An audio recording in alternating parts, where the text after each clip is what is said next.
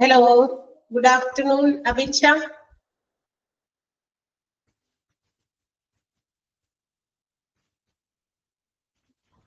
Hello. Good afternoon, ma'am.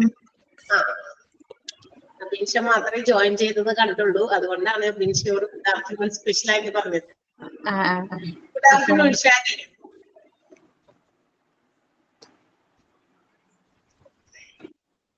Saturday ആയതുകൊണ്ടോ മഴയായതുകൊണ്ടോ എന്താ അറിയില്ല, വളരെ ആരുമില്ല. നിങ്ങൾ രണ്ടുപേരും മാത്രമേ ജോയിൻ ചെയ്തിട്ടുള്ളൂ. പക്ഷെ നമ്മളുടെ ക്ലാസ്സുകൾ നമ്മൾ എടുത്തു. ഒരാളാണെങ്കിൽ ഒരാൾ മതി. കാരണം നമ്മളുടെ ടോപ്പിക്കുകൾ കുറച്ച് കൂടുതൽ ലെങ്തിയാണ്. നമ്മളുടെ ക്ലാസ് മൺഡേയില് നമുക്ക് ഇവിടെ ക്ലാസ് എല്ലായിടത്തും നിങ്ങൾക്ക് ക്ലാസ് എടുത്തു, പക്ഷെ മറ്റു ക്ലാസ്സുകൾ നമ്മൾ അവധി കൊടുക്കേണ്ടത് പറഞ്ഞല്ലോ അല്ലെ. കൊണ്ട് അങ്ങനൊരു ക്ലാസ് മൺഡേയിൽ എടുക്കാൻ പറ്റിയില്ല. അപ്പൊ നമുക്ക് ആ മൺഡേയുടെ ക്ലാസ് ആണ് നമുക്ക് വർക്കിംഗ് ഡേ ആയിട്ട് വെച്ചത്. നിങ്ങൾക്ക് 1-2 ക്ലാസ്സുകൾക്കൊക്കെ ക്ലാസ് വെച്ചിരുന്നു, ബാക്കിയുള്ളവർക്കൊക്കെ നമുക്ക് ക്ലാസ് ഒഴിവാക്കേണ്ടി വന്നു നെറ്റ് ഇഷ്യൂ ഉള്ളതുകൊണ്ട്. 2 റൂമിൽ മാത്രമേ നമുക്ക് ക്ലാസ് കോഴ്സിൽ നെറ്റ് അവൈലബിൾ ആയിരുന്നുള്ളൂ. അതുകൊണ്ട് ആ ക്ലാസ് മാത്രമേ അവിടെ വെച്ചിട്ട് എടുക്കാൻ പറ്റിയത്. അപ്പോ അതുകൊണ്ടാണ് നമ്മൾ ഇന്ന് ഒരു എക്സ്ട്രാ ഒരു ക്ലാസ് സാറ്റർഡേ വർക്കിംഗ് ഡേ ആക്കിയത്. ഓക്കെ, സോ വന്നവർക്ക് നമുക്ക് പഠിക്കാം, കാരണം നമുക്ക് ക്ലാസ് എടുക്കാതെ പറ്റില്ല. യെസ്, എന്താണ് നമ്മൾ പഠിച്ചു നിർത്തിയത് കഴിഞ്ഞ ദിവസത്തെ ക്ലാസ്സില്? എവിടെയാന്ന് ഓർമ്മയുണ്ടോ? എവിടെയാണ് പഠിച്ചു നിർത്തിയേ? പറയൂ. Red hot stove rule.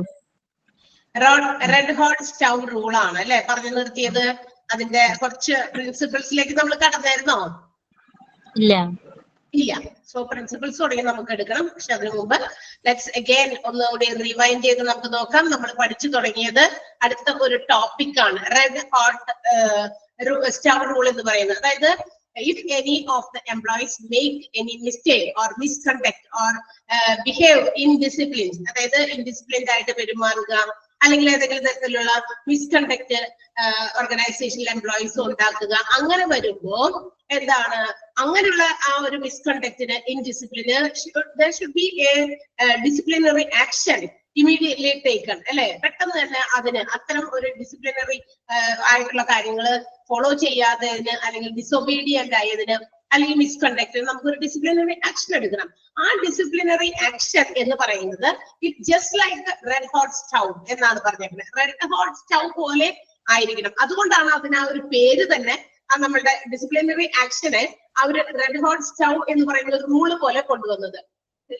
നമുക്കറിയാം when we touch എന്താ പറയാ red hot stove will get burned അല്ലെ. നമ്മൾ ഒരു റെഡ് ഹോട്ട് ആയിട്ടിരിക്കുന്ന നല്ല എന്താ പറയാ കത്തി ഇങ്ങനെ ജ്വലിച്ച് അല്ലെങ്കിൽ ഭയങ്കര ചുവന്നിരിക്കുന്ന നമ്മുടെ സ്റ്റൗവിൽ നമ്മൾ തൊട്ട് കഴിഞ്ഞാൽ നമുക്ക് പൊള്ളുന്നത് പോലെ. Likewise, similarly, in an organization, any of the employee makes any mistakes or a misconduct, the disciplinary action should be taken at once.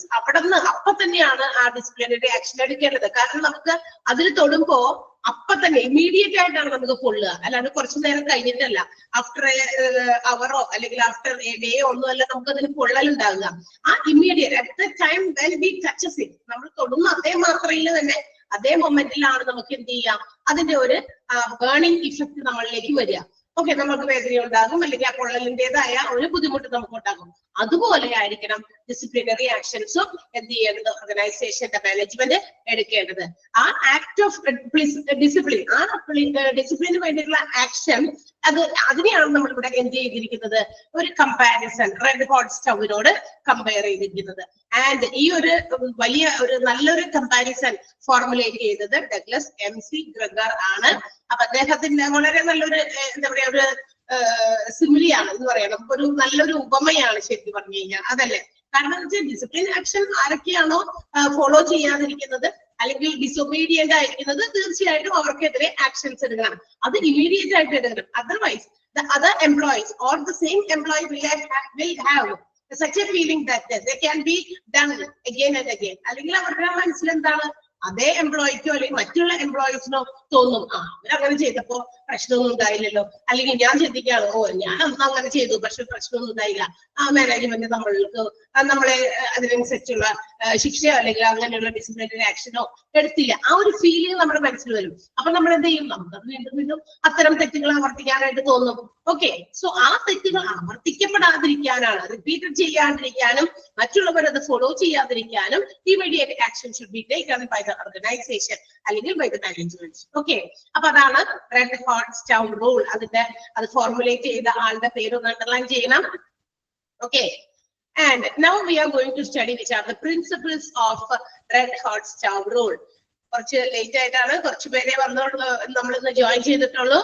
എല്ലാവരും നമ്മുടെ ക്ലാസ് തുടങ്ങി അറ്റ് ദ ടൈം തന്നെ, കാരണം ഞാൻ വിചാരിച്ചേ ഇന്നിപ്പോ സാറ്റർഡേയുടെ സ്പെഷ്യൽ ആയിട്ട് ക്ലാസ് ആണല്ലോ, ഇനി അധികം പേര് ചിലപ്പോൾ ജോയിൻ ചെയ്യായിരിക്കും എന്ന് വിചാരിച്ച് ഞാൻ അപ്പോഴേ തന്നെ ക്ലാസ് കറക്റ്റ് ടൈമിൽ തുടങ്ങിട്ടോ. അതുകൊണ്ടാണ് തുടങ്ങിയെന്ന് വെച്ചാൽ നമ്മൾ കഴിഞ്ഞ ക്ലാസ്സിൽ എടുത്തതാണ്, നമ്മൾ കൂടി ആവർത്തിച്ചത്. നമ്മൾ എടുക്കാനുള്ള topic principles of red hot stove rule ആണ്. അപ്പൊ വൺസ് അഗൈൻ എല്ലാവർക്കും ഗുഡ് ആഫ്റ്റർനൂൺ ട്ടാ. ഞാൻ ഒരു പ്രാവശ്യം പറഞ്ഞു കഴിഞ്ഞതാണ്, പക്ഷെ അന്നേരം കുറച്ചു പേരൊന്നും ജോയിൻ ചെയ്തിട്ടുണ്ടായിരുന്നില്ല. ഓക്കെ, എന്താണ് റെഡ് ഹോട്ട് സ്റ്റൗ റൂളിന്റെ പ്രിൻസിപ്പിൾസ്? എന്ത് തത്വങ്ങളാണ് ഇതിനകത്തുള്ളത് ഈ റെഡ് ഹോട്ട് സ്റ്റൗ റൂളിൽ? First of all, principle of immediate action.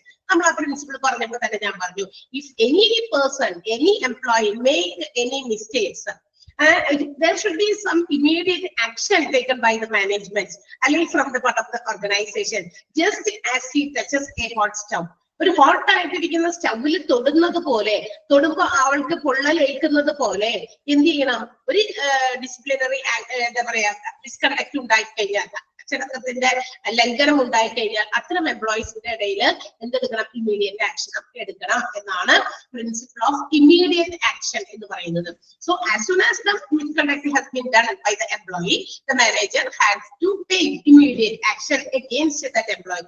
ആ എംപ്ലോയിയുടെ നേരെ പെട്ടെന്നുള്ള ആക്ഷൻ ആണ് എടുക്കേണ്ടത്. അതാണ് ഇമ്മീഡിയറ്റ് ആക്ഷൻ പ്രിൻസിപ്പിൾ എന്ന് പറയുന്നത്. സിമ്പിൾ സെന്റൻസ് ആണ്, എല്ലാവർക്കും വായിച്ചാൽ തന്നെ മനസ്സിലാവുന്ന കാര്യമാണ്. കറക്റ്റ് കിട്ടിയല്ലോ? പ്രിൻസിപ്പിൾ ഓഫ് ഇമ്മീഡിയറ്റ് ആക്ഷൻ മനസ്സിലായില്ലേ?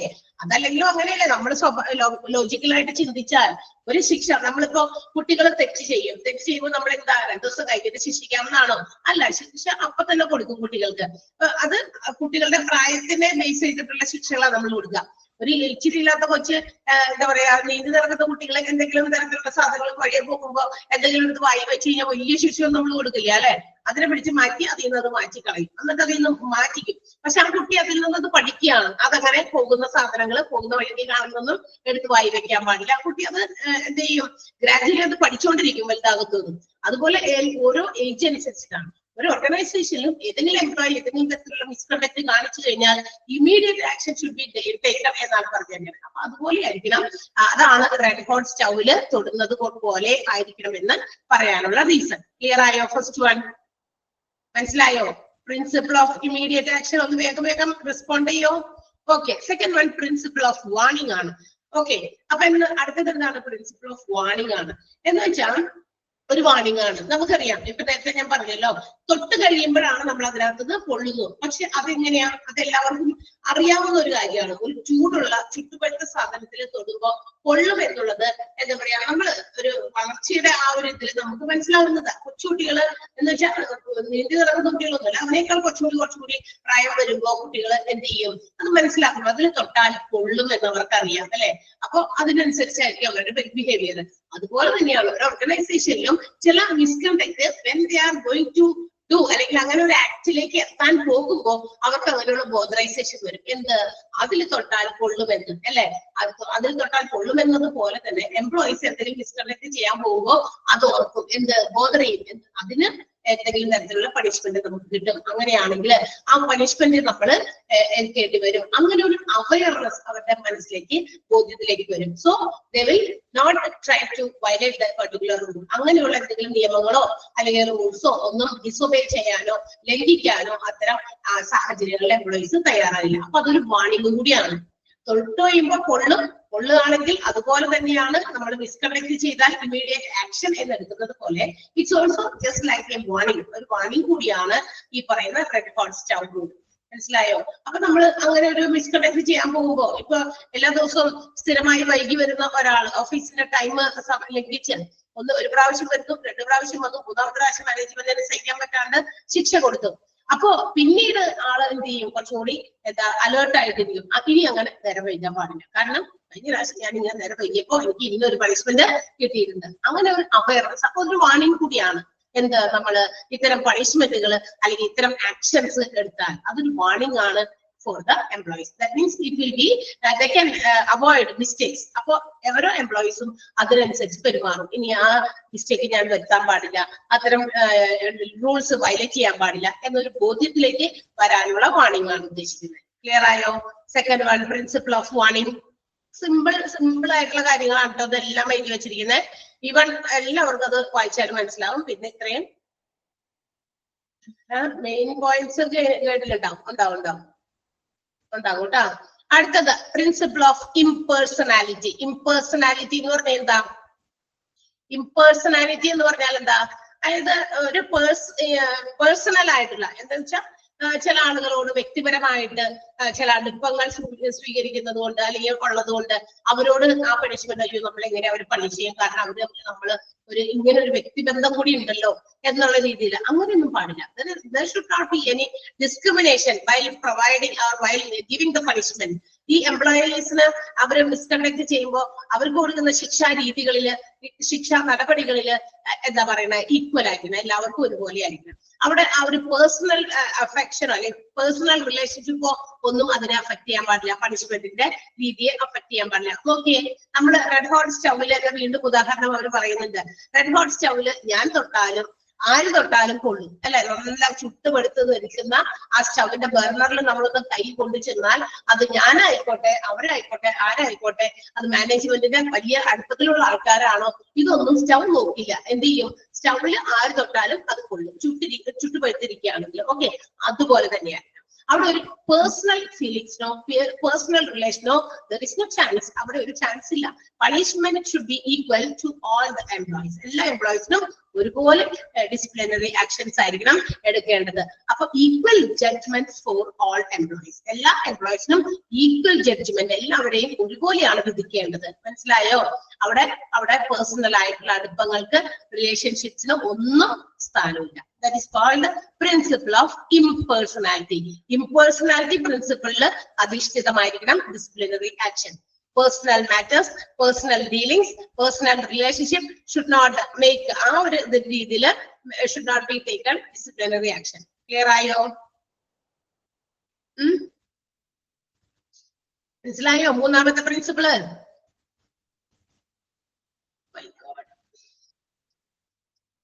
ആരുമില്ല ഒന്ന് റെസ്പോണ്ട് ചെയ്യാൻ. ഓക്കെ, ഒരാൾ മാത്രമുള്ള ബിൻഷ.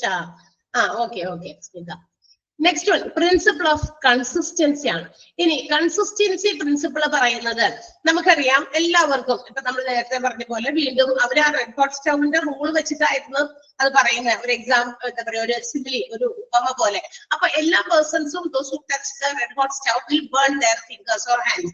നമ്മൾ തൊടുമ്പോ നമ്മുടെ കയ്യോ അല്ലെങ്കിൽ നമ്മുടെ ഫിംഗേഴ്സോ എന്തായാലും കൊള്ളും. അതുപോലെ തന്നെ റെഡ് ഹോട്ട് സ്റ്റൗവിലെ പോലെ തന്നെ disciplinary action should be also consistent to all employees. എല്ലാവർക്കും ഒരുപോലെ ആയിരിക്കണം, whether they are male or female.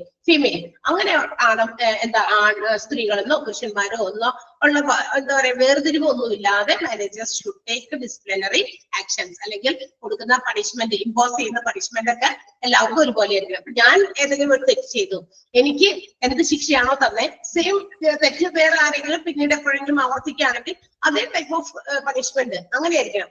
അത് മെയിൽ എന്നോ ഫിമെയിൽ എന്നോ അങ്ങനെ ഒന്ന് കൺസിഡർ ചെയ്യാൻ പാടില്ല. അതുകൊണ്ടാണ് കൺസിസ്റ്റന്റ് ആയിരിക്കണം പ്രിൻസിപ്പിൾ എന്ന് പറയുന്നത്. Red hot stove principle it is based on also consistency. അപ്പൊ കൺസിസ്റ്റൻസി പ്രിൻസിപ്പിളും പറയുന്നുണ്ട്.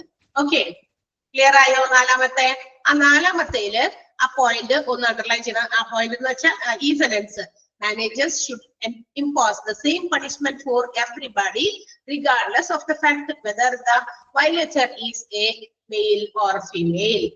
വയലേറ്റർ, ലംഘിക്കുന്ന ആള് മെയിൽ ആയിക്കോട്ടെ ഫീമെയിൽ ആയിക്കോട്ടെ, അത് ബോധർ ചെയ്യാതെ, അത് റിഗാർഡ് ചെയ്യാതെയാണ് സെയിം പണിഷ്മെന്റ് മാനേജേഴ്സ് കൊടുക്കേണ്ടത്. കാരണം റെഡ് ഹോട്ട് സ്റ്റൗവില് തൊടുമ്പോ അത് ആണുങ്ങളാണോ തൊട്ടേ പെണ്ണുങ്ങളാണോ തൊട്ടേ എന്നൊന്നും റെഡ് ഹോട്ട് സ്റ്റൗ നോക്കാറില്ല. ആർക്കായാലും അത് കൊടുക്കും. Okay, moving to the next topic. Handling employee indiscipline, disciplinary procedure. അതായത് നമ്മൾ എങ്ങനെയാണ് ഇൻഡിസിപ്ലിൻ ആയിട്ടുള്ള കാര്യങ്ങൾ ഹാൻഡിൽ ചെയ്യുന്നത്. എംപ്ലോയീസ് ഇൻഡിസിപ്ലിൻ ആയിട്ട് പെരുമാറിയാൽ വാട്ട് ഡിസിപ്ലിനറി പ്രൊസീജിയേഴ്സ് എന്തൊക്കെ ഡിസിപ്ലിനറി പ്രൊസീജിയേഴ്സ് എടുക്കണം എന്നുള്ളതിന്റെ ഒക്കെ സ്റ്റെപ്സും ഒക്കെയാണ് നമ്മൾ ഇനി അടുത്ത ഭാഗത്ത് പറയാൻ പോകുന്നത്.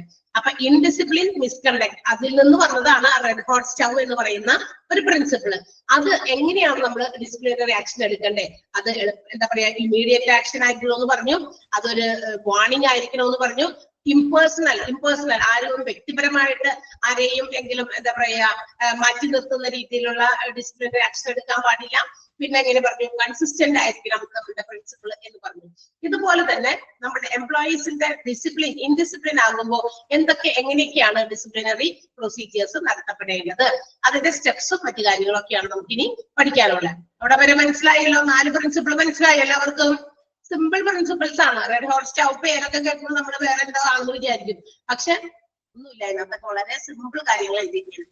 അപ്പൊ എങ്ങനെയാണ് നമ്മൾ ഹാൻഡിൽ ചെയ്യുന്നത് ഈ പറയുന്ന എംപ്ലോയീസിന്റെ ഇൻഡിസിപ്ലിൻ എന്ന് പറയുന്നത്? ഡിസിപ്ലിനറി പ്രൊസീജിയർ എന്ന് പറയുന്നത് it's an action or systematic procedure. ഒരു സിസ്റ്റമാറ്റിക് ഉള്ള ഒരു അപ്രോച്ച് ആണ്. എന്തിനു വേണ്ടിയിട്ട്? എംപ്ലോയിയുടെ കാര്യങ്ങളൊക്കെ, വർക്ക് പ്ലേസിൽ എംപ്ലോയി എങ്ങനെ ഡിസിപ്ലിൻഡ് ആയിരിക്കണം, അല്ലെങ്കിൽ അതിന് അഗെയിൻസ്റ്റ് ആയിട്ട് പ്രവർത്തിച്ചാൽ എന്താണ് അതിന്റെ ശിക്ഷാ നടപടികൾ, ഇങ്ങനെയുള്ള കാര്യങ്ങളൊക്കെ ഒരു സിസ്റ്റമാറ്റിക് രീതിയിൽ സമീപിക്കുക. അതാണ് disciplinary procedure or disciplinary action എന്ന് പറയുന്നത്. ഡിസിപ്ലിനറി ആക്ഷൻ എന്ന് പറയുന്നത് it's a systematic approach used by an employer. എംപ്ലോയറുടെ ശരിക്കും പറഞ്ഞ ഒരു ടൂളാണ്. എംപ്ലോയീസിനെ എല്ലാവരെയും കൃത്യമായിട്ട് അച്ചടക്കത്തോടെ ഓർഗനൈസേഷനിൽ ജോലി ചെയ്യിപ്പിക്കാനുള്ള ഒരു ഉപാധി അല്ലേ? നിങ്ങൾ ആലോചിച്ച് നോക്കിയേ. അതായത് കൃത്യനിഷ്ഠ പാലിക്കുക, കൃത്യമായി ജോലി ചെയ്യുക, അവരവരുടെ ഡ്യൂട്ടീസ് ചെയ്യുക, സമയത്തിൽ കൃത്യത പാലിക്കുക, duties and responsibilities within time എന്ത് ചെയ്യുക, പെർഫോം ചെയ്യുക അല്ലെ? എല്ലാത്തിലും വളരെ എന്താ പറയാ എഫിഷ്യന്റ് ആയിട്ടുള്ള പെർഫോമൻസ് കാഴ്ചവെക്കുക. ഇതൊക്കെയാണ് ഓർഗനൈസേഷനിൽ ഓരോ എംപ്ലോയീസിൽ നിന്നും മാനേജ്മെന്റും എംപ്ലോയറും ഒക്കെ പ്രതീക്ഷിക്കുന്നത്. സോ അങ്ങനെ ആ ജോലിയിൽ അവരത് പ്രതീക്ഷിക്കുമ്പോൾ each and every employer should be disciplined. Undisciplined ആകണം. അതിനു വേണ്ടിയിട്ടാണ് ഡിസിപ്ലിനറി ആക്ഷൻസ് അല്ലെങ്കിൽ പ്രൊസീജിയേഴ്സ് ഓർഗനൈസേഷനിൽ കൊണ്ടുവരുന്നത്. അതൊരു ടൂളാണ് ഇവരുടെ. ശരിക്കും പറഞ്ഞാൽ ഒരു ഉപാധിയാണ് എംപ്ലോയറുടെ ഇവരൊക്കെ ഇങ്ങനെ ഡിസിപ്ലിൻഡ് ആക്കാനുള്ള. അപ്പോ ഇന്ന് പറയുമ്പോ ഇറ്റ് ഓൾസോ ഡിഫൈൻസ്, അതിന്റെ ഒരു കുറച്ചും കൂടി നല്ല രീതിയിലുള്ള ഒരു ഡെഫിനിഷൻ പറയുകയാണെങ്കിൽ kind of discipline or presentation and also documentation of warnings. അതായത് ഓർഗനൈസേഷനിൽ ആരെങ്കിലും ഇതുപോലെ മിസ്കണ്ടക്ട് ചെയ്താൽ അല്ലെങ്കിൽ അവരെ ഡിസിപ്ലിൻഡ് ആക്കാനും ആ ഡിസിപ്ലിൻ എങ്ങനെയാണ് അവർക്ക് പ്രസന്റ് ചെയ്യേണ്ടതെന്നും ഇനി എങ്ങനെയെങ്കിലും അത് എന്താ പറയാ ഇൻഡിസിപ്ലിൻഡ് ആയി കഴിഞ്ഞാൽ അതിന്റെ വാർണിങ്ങുകളുടെ ഒക്കെ ഇങ്ങനെ ഡോക്യുമെന്റ് ചെയ്യും, എഴുതി തയ്യാറാക്കിയ വാർണിംഗ്. പിന്നെ മാത്രമല്ല ഡിസിപ്ലിനറി ആക്ഷൻ എടുക്കുന്നതിന് മുമ്പ് ആ ചെയ്ത ആളുമായിട്ടൊരു ഇന്റർവ്യൂ ഉണ്ടായിരിക്കും. ആളെ വിളിച്ച് ചോദ്യം ചെയ്യലും അല്ലെങ്കിൽ മറ്റു കാര്യങ്ങളും. പിന്നെ ടൈം ഡ്യൂറേഷൻ, അതായത് ഈ പറയുന്ന ഡിസിപ്ലിനറി ആക്ഷന് എടുക്കാൻ വേണ്ടിയിട്ട് ആളെ എന്താണ് മിസ്കണ്ടക്ട് ചെയ്താൽ അതിന്റെ അന്വേഷണം എപ്പോ വരെയാണ്, ഏത് സമയത്ത് അന്വേഷണത്തിന് പോകും, അങ്ങനെയുള്ള കാര്യങ്ങൾ. പിന്നെ മാത്രമല്ല ആ എംപ്ലോയിയുടെ റൈറ്റ് ടു അപ്പീൽ, തനിക്ക് പറയാനുള്ള കാര്യം എന്താണ്, ഞാൻ അങ്ങനെ എന്തുകൊണ്ട് മിസ്ബിഹേവ് ചെയ്തു അല്ലെങ്കിൽ മിസ്കണ്ടക്ട് ഇൻഡിസിപ്ലിൻ ആയിട്ട് പെരുമാറി, അതിനെന്തെങ്കിലും റീസൺ എംപ്ലോയിക്ക് പറയാനുണ്ടോ, അങ്ങനെയുള്ള കാര്യങ്ങൾ. അപ്പൊ ഇതൊക്കെ മനസ്സിലാക്കി നോക്കി അതെല്ലാം ഒരു സിസ്റ്റമാറ്റിക് ഓർഡറിൽ ചെയ്യാം. അതിനെയാണ് നമ്മൾ disciplinary procedure or disciplinary action എന്ന് വിളിക്കുന്നത്. ക്ലിയർ ആയോ? മനസ്സിലായോ? അതിനുവേണ്ടി എംപ്ലോയർ ഉപയോഗിക്കുന്ന ഒരു ഉപാധി. ക്ലിയർ ആണോ? ആ കുഞ്ഞു പാരഗ്രാഫ് ആണെങ്കിൽ ആ 2 സെന്റൻസും ഒന്ന് അണ്ടർലൈൻ ചെയ്ത് വെക്കാം കേട്ടോ. രണ്ടും ഡിസിപ്ലിനറി പ്രൊസീജിയർ അല്ലെങ്കിൽ ഡിസിപ്ലിനറി ആക്ഷൻ ആണ്. Disciplinary procedure or disciplinary action is a systematic approach used by an employer to manage indiscipline at workplace. Indiscipline ഒക്കെ മാനേജ് ചെയ്യാൻ വേണ്ടിയിട്ട് എംപ്ലോയർ ഉപയോഗിക്കുന്ന ഒരു ടൂൾ കേട്ടോ, അതാണ് ഡിസിപ്ലിനറി പ്രൊസീജിയർ. ഇനി അതിന്റെ കൂടെ തന്നെ വീണ്ടും അടുത്ത സെന്റൻസ് ഉണ്ട്, പക്ഷെ വായിക്കുമ്പോൾ ഇറ്റെന്ന് ചേർത്ത് വായിക്കരുത്. Disciplinary procedure defines all kinds of discipline. എന്തൊക്കെയാണ് ഡിസിപ്ലിൻ എന്നും presentation and documentation of warnings, എംപ്ലോയീസിന് കൊടുക്കുന്ന വാർണിംഗ്സ്, അതിന്റെ പ്രസന്റേഷനും അതിന്റെ ഡോക്യുമെന്റ്സ് എന്ന് പറഞ്ഞാൽ തെളിവുകളോ മറ്റ് എഴുതി തയ്യാറാക്കിയ രേഖകളോ ഒക്കെ ഉണ്ടെങ്കിൽ അത്. റെപ്രസെന്റേഷൻ അറ്റ് ഡിസിപ്ലിനറി ഇന്റർവ്യൂസ്, എങ്ങനെയാണ് എംപ്ലോയി തന്റെ കാര്യങ്ങളൊക്കെ ഇന്റർവ്യൂ എന്ന് പറയുമ്പോൾ ജോലിക്ക് എടുക്കുന്ന ഇന്റർവ്യൂ അല്ല കേട്ടോ, ഇവിടെ ഡിസിപ്ലിനറി ആക്ഷനുമായി ബന്ധപ്പെട്ട് ചിലപ്പോൾ എംപ്ലോയീസിനോട് എന്തൊക്കെ എന്തുകൊണ്ട് അങ്ങനെ വന്നു, എന്താ നിങ്ങൾ ചെയ്ത തെറ്റ്, അല്ലെങ്കിൽ എന്തങ്ങനെ റീസൺ, അങ്ങനെയുള്ള കാര്യങ്ങളൊക്കെ ചോദിക്കുകയാണ്. അതാണ് ഇന്റർവ്യൂ. പിന്നെ time duration for investigation and rights of appeal. Appeal കൊടുക്കാൻ, അതെ അപ്പീൽ കൊടുക്കാന്ന് പറഞ്ഞാൽ ആ ആൾക്ക് എന്തെങ്കിലും ഇതിൽ പറയാനുണ്ടോ ബദലായിട്ട്, ഞാൻ ഇങ്ങനെ ചെയ്ത തെറ്റിന് ഇന്ന റീസൺ ആണ്, ആ റീസൺസ് എന്തെങ്കിലും അവർക്ക് നിരത്താനുണ്ടോ, അത് അതിന് വേണ്ട സമയം, അന്വേഷണത്തിന് വേണ്ട സമയം, ഇതെല്ലാം തന്നെ കൃത്യമായിട്ട് ഡിഫൈൻ ചെയ്തിട്ടുണ്ടായിരിക്കണം ഡിസിപ്ലിനറി പ്രൊസീജിയറിൽ. ക്ലിയർ ആയോ? അതുകൊണ്ട് ആ ഇറ്റ് മാറ്റി ഡിസിപ്ലിനറി ചേർത്ത് പ്രൊസീജിയർ ചേർത്ത് നമ്മൾ ആ സെന്റൻസ് പഠിക്കണം. 2 സെന്റൻസും ഇമ്പോർട്ടന്റ് ആണ്. According to Michael J Jucius. അപ്പോ ഇനി ഈ ഡിസിപ്ലിനറി ആക്ഷന് ഒരു ഡെഫിനിഷൻ മൈക്കൽ ജെ ജൂസിയസ് കൊടുത്തിട്ടുണ്ട്. Disciplinary action means the steps taken on disobedience of an order to remove the reasons of such a disobedience. അതായത് മൈക്കൽ ജെ ജൂസിയസ് പറയുന്നത് ഡിസിപ്ലിനറി ആക്ഷൻ എന്ന് പറയുന്നത് it is the steps taken, ഏതെങ്കിലും തരത്തിലുള്ള disobedience. ഇപ്പൊ നമ്മൾ ഓർഗനൈസേഷനിൽ ഇന്ന കാര്യങ്ങൾ എല്ലാം ഉണ്ടെന്ന് പറയുന്നു, പക്ഷെ അത് ആ ഓർഡർ ഡിസൊബീഡിയന്റ് ചെയ്യുക എന്ന് വെച്ചാൽ എന്താ പറയാ, ഒബീഡിയന്റ് എന്ന് പറഞ്ഞാൽ അനുസരിക്കാതിരിക്കുക, അല്ലെങ്കിൽ ഇന്ന പോളിസീസ് റൂൾസ് ഒക്കെ ഉണ്ട് അത് അനുശാസിക്കാതെ, അല്ലെങ്കിൽ മാത്രമല്ല ടു റിമൂവ് ദ റീസൺസ്, ആ ഡിസൊബീഡിയൻസ് മാറ്റാനുള്ള ചില റീസൺസ് ഒഴിവാക്കുക, ഇങ്ങനെയുള്ള കാര്യങ്ങൾക്ക് വേണ്ടിയിട്ട് എടുക്കുന്ന ചില സ്റ്റെപ്സ്, അതിനെയാണ് നമ്മൾ ഡിസിപ്ലിനറി ആക്ഷൻ എന്ന് വിളിക്കുക എന്നാണ് മൈക്കൽ ജെ ജൂസിയസ് പറയുന്നത്. അദ്ദേഹത്തിന്റെ സ്വന്തം ഒരു ഡെഫിനിഷൻ ആണ്. അപ്പൊ ഒന്ന് അതുകൂടി അണ്ടർലൈൻ ചെയ്യുക കേട്ടോ. Disciplinary action means the steps taken on disobedience of an order and to remove the reasons of such disobedience. ഡിസൊബീഡിയൻസിന്റെ കാരണങ്ങൾ ഇല്ലാതാക്കുക. എന്തുകൊണ്ട് അതായത് കൂടുതൽ കാരണങ്ങൾ ഇങ്ങനെ തരത്തിയിട്ട് കാര്യമില്ല. എന്തുകൊണ്ട് നമ്മൾ ഒരു റൂൾ ഉണ്ടെങ്കിൽ അത് പാലിക്കുക തന്നെ വേണം. അല്ലാതെ അതിന് കുറെ കാരണങ്ങൾ ഞാൻ എന്തുകൊണ്ടാണ് ഇങ്ങനെ ചെയ്തതെന്ന് റീസൺസ് നിരത്തിക്കൊണ്ട് കാര്യമില്ല. ആ റീസൺസ് ശരിക്കും പറഞ്ഞു കഴിഞ്ഞാൽ കുറെ റീസൺസ് ഒക്കെ ഇങ്ങനെ നിരത്തി അപ്പൊ നമ്മള് ഭയങ്കര ജെന്യുവൻ ആയിട്ട്, അത്രയ്ക്ക് ജെന്യുവൻ ആയിട്ടുള്ള ഒരു റീസൺ ആണെങ്കിൽ മാത്രമേ അതിന് ചിലപ്പോൾ ശിക്ഷയിൽ നിന്ന് നമുക്ക് ഒഴിവാക്കാൻ പറ്റുള്ളൂ. അതല്ലാത്തതിനൊക്കെ ശിക്ഷാ നടപടികൾ സ്വീകരിക്കണം. കാരണം എന്താ, അല്ലെങ്കിൽ മറ്റ് എംപ്ലോയീസും ഇത് തന്നെ വീണ്ടും ആവർത്തിക്കും. ഓക്കെ, അപ്പൊ അതാണ്. അപ്പൊ തക്കതായ എന്ന് പറഞ്ഞാൽ വളരെ തക്കതായ ഒരു റീസൺ മാത്രമേ ചിലപ്പോ നമുക്ക് ഡിസിപ്ലിനറി ആക്ഷൻസിൽ നമ്മെ ഒഴിവാക്കുന്നുള്ളൂ. അങ്ങനെയുള്ള റീസൺസ് ഒന്നും ഇല്ലാതെ എന്തെങ്കിലും തരത്തില് ഡിസൊബീഡിയന്റ് ആയാൽ അതിനുവേണ്ടി എടുക്കുന്ന സ്റ്റെപ്സ്, അതിനെയാണ് നമ്മൾ ഡിസിപ്ലിനറി ആക്ഷൻ എന്ന് വിളിക്കുക എന്നാണ് മൈക്കൽ ജെ ജൂസിയസ് പറയുന്നത്. ഡെഫിനിഷൻ എന്തായാലും അണ്ടർലൈൻ ചെയ്യണം. അത് ആരുടെ ഡെഫിനിഷൻ ആണെന്നോ അല്ലെങ്കിൽ ഇന്ന ഒരു ഡെഫിനിഷൻ ആര് കൊടുത്തു എന്നോ ഒക്കെ വേണമെങ്കിൽ ചോദിക്കാം. ഓക്കെ, ക്ലിയർ ആയോ? മനസ്സിലായി? Okay, now steps in disciplinary procedure. ഇനി എന്തൊക്കെയാണ് ഈ ഡിസിപ്ലിനറി പ്രൊസീജിയറിലെ പ്രധാനപ്പെട്ട എന്താ പറയാ ഘട്ടങ്ങൾ അല്ലെങ്കിൽ സ്റ്റെപ്പുകൾ എന്തൊക്കെയാണ്?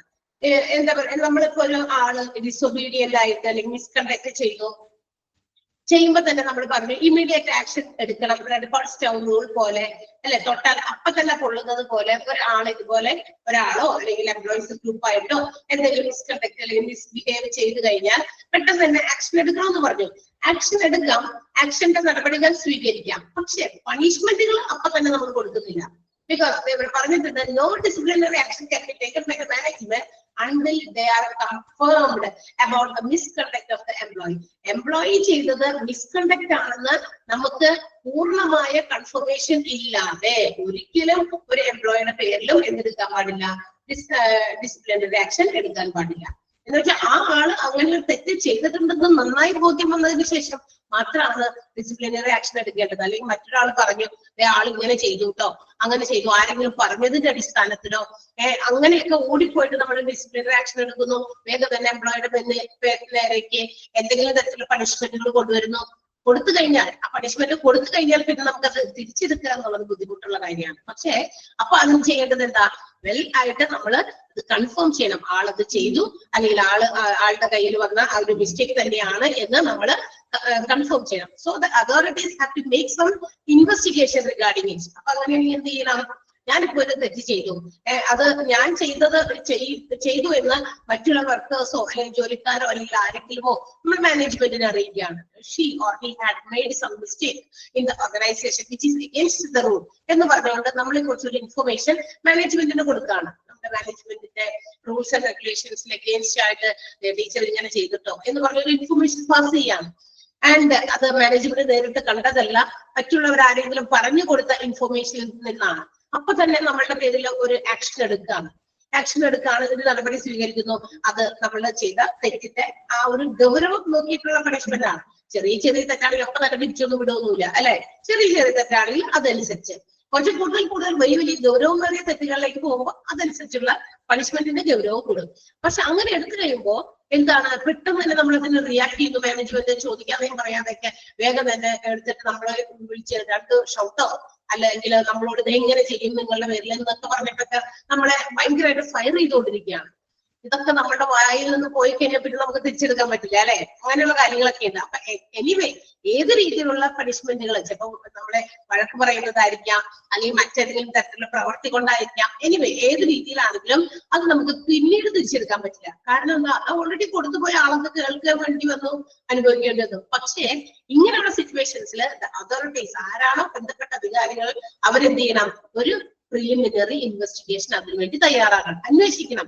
ഇൻഫർമേഷൻ കിട്ടിയ സ്രോതസ്സിൽ നിന്ന് തന്നെ അത് അന്വേഷിക്കാനുള്ള കാര്യങ്ങൾ കൂടി അവർ ചെയ്യണം. ഇങ്ങനെ ഉണ്ടായോ, അങ്ങനെ നടന്നോ എന്നുള്ള കാര്യം. അപ്പൊ ഈ ഇതുപോലെയുള്ള ഒരു പ്രിലിമിനറി ഇൻവെസ്റ്റിഗേഷൻ നടത്തുക.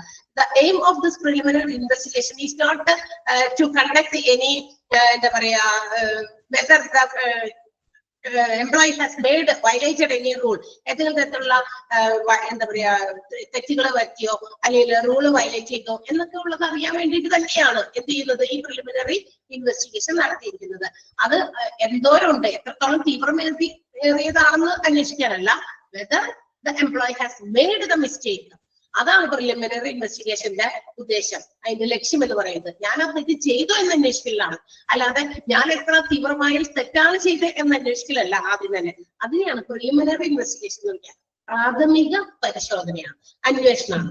അവിടെ എന്താ, ആളുകൾ ആരോ അറിഞ്ഞു ഇന്ന ആള് ഇങ്ങനെ ചെയ്തിട്ടുണ്ടെന്ന് വേഗം തന്നെ അതോറിറ്റി അത് എന്ത് ചെയ്യണം, അന്വേഷിക്കണം. അന്വേഷിക്കേണ്ടത് എന്താ, ആ ടീച്ചർ അത് ചെയ്ത തെറ്റ് എത്രത്തോളം ഗൗരവമേറിയ തെറ്റ് ചെയ്തു എന്നുള്ളതല്ല അന്വേഷിക്കേണ്ടത്. എന്തന്വേഷിക്കണം, അത് ആള് ചെയ്തോ എന്നുള്ളത് അന്വേഷിക്കണം. അതാണ് അവിടെ എഴുതി വെച്ചിരിക്കുന്നത്. ആ സെന്റൻസിന്റെ അർത്ഥം മനസ്സിലായോ? അർത്ഥം മനസ്സിലായോ? The main aim of this preliminary investigation is to confirm whether any violation has been conducted or not. കണ്ടോ, ആ വയലേഷൻ നടത്തിയോ ഇല്ലയോ എന്നുള്ളത് കണ്ടുപിടിക്കലാണ് പ്രിലിമിനറി ഇൻവെസ്റ്റിഗേഷന്റെ പ്രധാനപ്പെട്ട എയിം. അല്ലാതെ and not what is the severity of that violation എന്നല്ല, മറ്റേ അവര് എത്രത്തോളം ഗൗരവമേറിയത് ആദ്യം തന്നെ ചെയ്തു എന്നറിയണ്ടേ, നല്ല ഗൗരവം അറിയാൻ പറ്റുള്ളൂ. ഓക്കെ, അപ്പൊ അതുകൊണ്ടാണ്. And also according to the degree of violation, നമ്മൾ എത്രത്തോളം ഏത് രീതിയിലുള്ള തെറ്റ് ചെയ്തു അതനുസരിച്ചിട്ടുള്ള എന്താണ് പണിഷ്മെന്റുകളാണ് അവർക്ക് കൊടുക്കേണ്ടത്. സോ ദ ഇൻവെസ്റ്റിഗേഷൻ നമ്മൾ പറഞ്ഞല്ലോ, ഒരു പ്രിലിമിനറി ഇൻവെസ്റ്റിഗേഷൻ നടത്തുന്നു. അപ്പൊ പ്രിലിമിനറി ഇൻവെസ്റ്റിഗേഷൻ നടത്തുമ്പോൾ according to the degree of violation, നമ്മൾ ഏത് രീതിയിലുള്ള എത്രത്തോളം ഗൗരവമേറിയ തെറ്റുകളാണ് അല്ലെങ്കിൽ വയലേഷൻ ആണ് നടത്തിയേക്കണേ അതിന്റെ ഡിപ്പെൻസിലാണ്. അത് അനുസരിച്ച് എന്ത് ചെയ്യുന്നു, the investigation officer can provide a charge sheet to the accused, അതായത് നമ്മളുടെ എംപ്ലോയി, അതായത് ആരാണോ തെറ്റ് ചെയ്തത്, the employee, those who are conducted the guilt, ആ തെറ്റ് ചെയ്ത ആരാണോ അവർക്കെതിരെ ഒരു ചാർജ് ഷീറ്റ് തയ്യാറാക്കലാണ് ഇൻവെസ്റ്റിഗേറ്റിംഗ് ഓഫീസർ ചെയ്യേണ്ടത്. അത് മൈനർ ആണെങ്കിൽ ചാർജ് ഷീറ്റ് കൊടുക്കുന്നു, പക്ഷെ മേജർ ആണെങ്കിൽ അതിങ്ങനെ പോയി ചാർജ് ഷീറ്റ് എന്തായാലും കൊടുക്കും. അതിനുശേഷം പിന്നീടുള്ള കാര്യങ്ങളൊക്കെ തെളിവും മറ്റൊക്കെ നിരത്തി മേജർ ആയിട്ടുള്ള എന്താ പറയാ തെറ്റുകളാണെങ്കിൽ maybe it leads to termination of the service of particular employee. എംപ്ലോയിയുടെ ജോലി പിരിച്ചുവിടുന്നതിലേക്ക് വരെ എത്താൻ സാധ്യതയുള്ള ഗൗരവമേറിയ പണിഷ്മെന്റുകളും കിട്ടുന്നു. ഈ പ്രിലിമിനറി ഇൻവെസ്റ്റിഗേഷനിൽ നിന്നാണ് തുടങ്ങുന്നത്. പക്ഷെ അത് കൊടുത്ത് പിന്നീട് ചെറിയ തെറ്റാണെങ്കിൽ ചാർജ് ഷീറ്റ് കൊടുക്കുന്നു. അതോടൊപ്പം തന്നെ പിന്നെ ബാക്കി കാര്യങ്ങളൊക്കെ കൂടെ നമ്മൾ ഇനി പറയാൻ പോകുന്നുണ്ട്, അദ്ദേഹം പറയും. അപ്പൊ അങ്ങനെയുള്ള കാര്യങ്ങളൊക്കെ കൊടുത്തിട്ടാണ് എന്ത് ചെയ്യുക, ചിലപ്പോ അത് ലാസ്റ്റ് വേണമെങ്കിൽ അത് ടെർമിനേഷൻ, ആളുടെ ജോലി പിരിച്ചുവിടുന്നതിലേക്ക് വരെ എത്തിച്ചേരാൻ സാധ്യതയുണ്ട്. ക്ലിയർ ആയോ? പ്രിലിമിനറി ഇൻവെസ്റ്റിഗേഷൻ ഫസ്റ്റ് സ്റ്റെപ്പ് ആണ്. Any employee find misconduct or indisciplined, management have to take disciplinary action only after confirming the misconduct. by an employee. Employee misconduct ചെയ്തു എന്ന് ഉറപ്പുവരുത്തിയതിനു ശേഷം മാത്രമാണ് എന്ത് ചെയ്യുന്നത് മാനേജ്മെന്റ് അവർക്കെതിരെ ഡിസിപ്ലിനറി ആക്ഷൻ എടുക്കാൻ പാടുള്ളൂ. അവർ ഇത് ഞാൻ പോസിറ്റീവ് സെന്റൻസ് ആയിട്ട് പറഞ്ഞു. ഇവിടെ നമുക്ക് തന്നിരിക്കുന്നത് ഒരു നെഗറ്റീവ് സെന്റൻസ് ആയിട്ടാണ്. No disciplinary action can be taken by the management until they are confirmed about the misconduct done by an employee. ഒരു എംപ്ലോയി മിസ്കണ്ടക്ട് ചെയ്തിട്ടുണ്ടെന്ന് ഉറപ്പുവരുത്തുന്നതിന് മുമ്പ് ഒരിക്കലും മാനേജ്മെന്റ് അയാൾക്കെതിരെ ഡിസിപ്ലിനറി ആക്ഷൻ എടുക്കാൻ പാടുള്ളതല്ല. ക്ലിയർ ആണല്ലോ? ആ സെന്റൻസ് ഒന്ന് അണ്ടർലൈൻ ചെയ്യാം. എംപ്ലോയി വരെ. ഓക്കെ, അടുത്തത് the main aim of preliminary investigation. ആ സെന്റൻസ് ഒന്ന് അണ്ടർലൈൻ ചെയ്യാം കേട്ടോ. അണ്ടർലൈൻ ചെയ്യാമോ? രണ്ടെണ്ണം, ഒന്നാമത്തെയും മൂന്നാമത്തെയും സെന്റൻസ് അണ്ടർലൈൻ ചെയ്തു. ഓക്കെ, പിന്നെ അടുത്തത് ഡിപ്പെൻഡിങ് അപ്പോൺ, അടുത്ത സെന്റൻസ് അങ്ങനെ തന്നെ വേണം കേട്ടോ full. Depending upon the degree of severity of violation the investigative officer can either warn or to give a charge sheet. കണ്ടോ? അവിടെ വരെ ആ സെന്റൻസ് കംപ്ലീറ്റ് ആകുന്നത് വരെ വാണിംഗ് കൊടുക്കുന്നു, ചാർജ് ഷീറ്റ് കൊടുക്കുന്നു. അത് മൈനർ ആണെങ്കിൽ, ചെറിയ ചെറിയ തെറ്റാണെങ്കിൽ അങ്ങനെയൊക്കെ. അതിനുശേഷം പിന്നീട് വീണ്ടും ആക്ഷൻ കൂടും, പണിഷ്മെന്റിന്റെ ആ ഒരു ഗൗരവം കൂടുന്നു. ചിലപ്പോ അത് കൂടി ആളെ പിരിച്ചുവിടുന്നതിലേക്ക് വരെ എത്തും. ക്ലിയർ ആയോ? പല പല കേസസും നമുക്കറിയാം. പല ഓർഗനൈസേഷനിലും ഇതുപോലെയൊക്കെ സംഭവിക്കുന്നുണ്ട്. എന്തെങ്കിലും തരത്തിലുള്ള കണക്കുകളിൽ ക്രമക്കേട് വരുത്തുന്നു, അല്ലെ? ചെറിയ എമൗണ്ട് ഒന്നുമല്ല, വലിയ എമൗണ്ട്, ചെറുതാണെങ്കിലും വലുതാണെങ്കിലും കണക്കുകളിൽ, അല്ലെ, പൈസയുടെ കണക്കുകളിലൊക്കെ തെറ്റുകൾ വരുത്തിക്കഴിഞ്ഞാൽ അത് വലിയൊരു ഇത് തന്നെയാണ്, ഗൗരവമേറിയ കുറ്റം തന്നെയാണ്. അപ്പൊ അതിന്റെയൊക്കെ അടിസ്ഥാനത്തിൽ പല ഓർഗനൈസേഷൻസിലും നടക്കുന്നുണ്ട് അങ്ങനെയൊക്കെയുള്ള തട്ടിപ്പുകളൊക്കെ. ചില ജോലിക്കാര് തന്നെ അവിടെ നിന്നിട്ട് പല കണക്കുകളിലും ക്രമക്കേടുകളൊക്കെ വരുത്തി പൈസ തട്ടിക്കുന്നതും ഒക്കെ. അപ്പൊ അങ്ങനെയൊക്കെ വരുമ്പോ അത് ചിലപ്പോ ആളെ ജോലിയിൽ നിന്ന് പിരിച്ച് അപ്പൊ തന്നെ വിടും, അല്ലെ? അപ്പൊ അതിന്റെ കാര്യങ്ങളൊക്കെ ഇൻവെസ്റ്റിഗേഷൻസ് ഒക്കെ നടത്തി. നെക്സ്റ്റ് വൺ, അപ്പൊ രണ്ടാമത്തെ എന്താ? അടുത്ത സ്റ്റെപ്പാണ് issue of a charge sheet. നമ്മൾ നേരത്തെ പറഞ്ഞല്ലോ, ഒരു ചാർജ് ഷീറ്റ് കൊടുക്കുന്നുണ്ട്. അതായത് ഏതെങ്കിലും എംപ്ലോയി എന്തെങ്കിലും മിസ്കണ്ടക്ട് ചെയ്തു എന്ന് മനസ്സിലാക്കി കഴിഞ്ഞാൽ ആൾക്ക് ഒരു ചാർജ് ഷീറ്റ് കൊടുക്കും. വളരെ കുഞ്ഞതൊക്കെ ആണെങ്കിൽ ചിലപ്പോൾ ഒരു വാണിംഗ് ഒക്കെ കൊടുക്കുള്ളൂ. അത് ഇനി മേലെ അങ്ങനെ പാടില്ല, അല്ലെ? ഇച്ചിരി ഗൗരവ ശബ്ദത്തോടെ ഒന്ന് പറയും, അല്ലെ? മാനേജ്മെന്റിന്റെ ഭാഗത്തു നിന്നുള്ള ഒരു വാണിംഗ് പോലെ, നിങ്ങൾക്കുള്ള വാണിംഗ് ആണ്, ഇനി നമുക്ക് ഇത് ചെയ്യാൻ പറ്റില്ല, അനുവദിക്കുന്നതല്ല എന്നൊക്കെ പറഞ്ഞത്. അത് ചെറിയതാക്കിയാണെങ്കിൽ. അതേസമയം ഗൗരവമേറിയതാണെങ്കിൽ നമ്മൾ ഒരിക്കലും പ്രതീക്ഷിക്കാത്ത രീതിയിലുള്ള തെറ്റുകളാണെങ്കിൽ അതനുസരിച്ച് കൂടും. അപ്പൊ നമ്മൾ പറഞ്ഞു, അങ്ങനെയാണെങ്കിൽ ഒരു ചാർജ് ഷീറ്റ് പ്രൊവൈഡ് ചെയ്യുന്നു. എന്താണ് ചാർജ് ഷീറ്റ് എന്ന് പറയുന്നത്? It's A shock cost notice. കാരണം കാണിക്കൽ നോട്ടീസ് ആണ് ഇത് ശരിക്കും. ഇന്ന കാരണം കൊണ്ട് എന്താ അതിനകത്ത് പറയുന്നത്, misconduct which is done by the employee. Employee എന്ത് മിസ്കണ്ടക്ട് ചെയ്തു ആ കാര്യം വിശദീകരിച്ചിട്ടുണ്ടായിരിക്കും. അതൊരു റിട്ടേൺ ഫോമില്, അതിന്റെ റീസണും അതുകൊണ്ടാണ് നിങ്ങൾക്ക് ഇന്നെ തരണേ, അത് ഒരു റിട്ടേൺ ഫോമിൽ എഴുതി കൊടുക്കുക.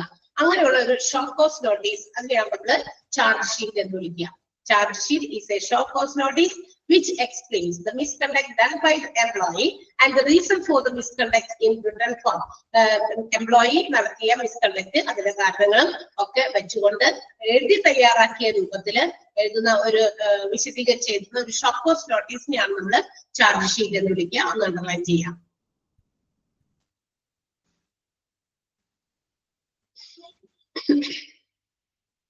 അണ്ടർലൈൻ ചെയ്തോ?